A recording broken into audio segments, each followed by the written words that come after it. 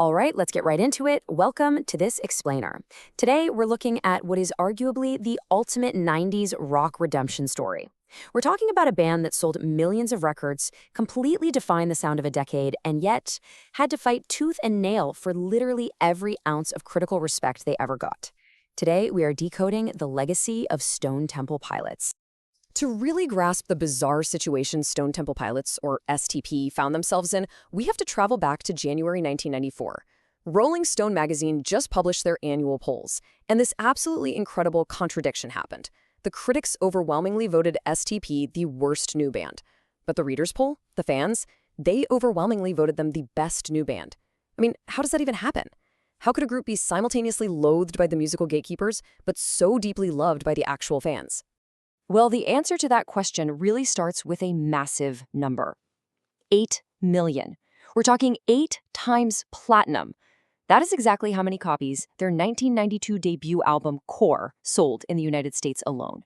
It was just an absolute commercial juggernaut, peaking at number 3 on the Billboard 200. And honestly, the sheer explosive velocity of that success is partly what triggered the intense backlash we're going to talk about in a second. And looking back, it's pretty obvious why the album moved so many units. Plush, creep, sex type thing. You know these songs. They weren't just hits, they were cultural monuments in 1992 and 1993. Plush hit number 1 on the Billboard album rock tracks, and it took home an MTV Video Music Award for Best New Artist and a Grammy for Best Hard Rock Performance. If you turned on the radio or flipped on MTV back then, STP was inescapable. They absolutely dominated the mainstream. Section 1, the grunge copycat myth. So, because they hit the scene right as bands like Soundgarden, Pearl Jam, and Alice in Chains were exploding, critics were brutal. They mercilessly labeled STP as corporate grunge derivatives, just cashing in on a trend. But the facts tell a completely different story. Everyone just assumed they were from the Pacific Northwest, but the reality, they formed in the Southern California club circuit, right around that Los Angeles and San Diego axis. Frontman Scott Weiland and bassist Robert DeLeo actually met at a Black Flag concert in Long Beach. They originally formed under the name Mighty Joe Young, and they grinded it out in local bars for years. So no, they weren't some manufactured Seattle clone. They were a hard-working SoCal band with a really diverse array of 1970s arena rock and punk influences. Section 2. The unsung bass genius. Now, fast forward to 1994, when STP released their sophomore album, Purple. If Core was their heavy, straightforward alternative metal debut, Purple was where they just showcased undeniable, complex musicality. And sitting right at the absolute center of that musicality is this guy. I absolutely love this quote from the highly respected YouTube channel Scott's Bass Lessons. They call STP's Robert DeLeo the greatest unsung rock bass player of the 1990s. The host points out that DeLeo's work is a literal masterclass, and the prime example of this totally unrecognized genius, their legendary track Interstate Love Song. Let's actually break down exactly what DeLeo was doing on that track, because you guys, there is some serious music theory hiding in plain sight here. First off, the verse chords were actually inspired by Antonio Carlos Jobim, the bossa nova king. Second, the bass line is heavily influenced by the legendary Motown bassist James Jamerson, using this incredible syncopation. And third, DeLeo completely avoids your standard rock pentatonic scales. Instead, he litters the song with complex triads and chromatic runs. He literally took jazz and Motown theory and disguised it as a massive 90s rock anthem. It's brilliant. And man, did that brilliant, complex musicianship have a massive commercial payoff. Interstate Love Song didn't just chart, it utterly dominated. It spent an incredibly rare 15 weeks at number 1 on the Billboard Album Rock Tracks chart.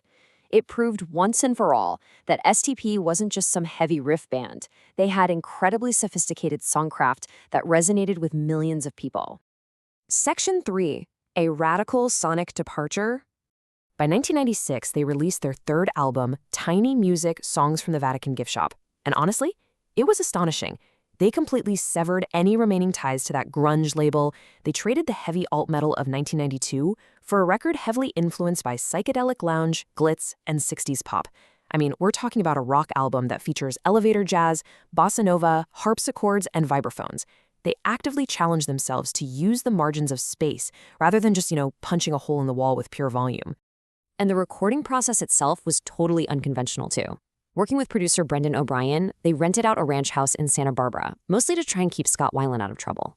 It was this chaotic but creatively freeing environment. They'd use the tall ceilings and the bathroom tiles to get natural reverb. Drummer Eric Kretz dragged his kit everywhere, from the attic out to the front lawn, just to capture the perfect sound. It was an environment fueled by this really unique mix of creative brotherhood and impending doom. Because unfortunately, that sense of doom was very real. It came from the dark, tragic irony of this era. Right as the band's musical ambition was peaking, Weiland was fighting a severe, spiraling heroin addiction that led to rehab stints, arrests, and canceled tours.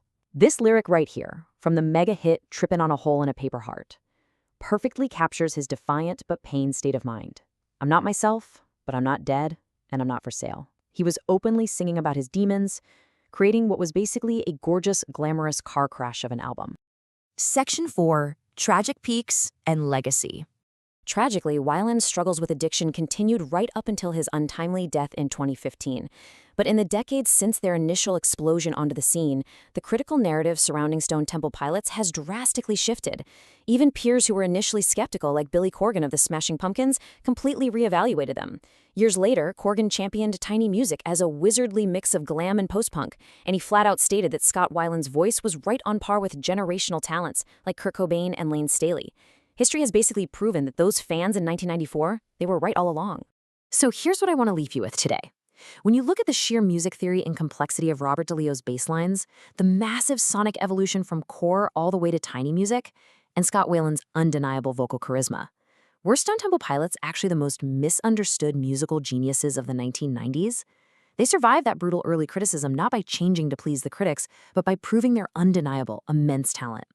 Thanks for joining me on this explainer, and I'll catch you next time.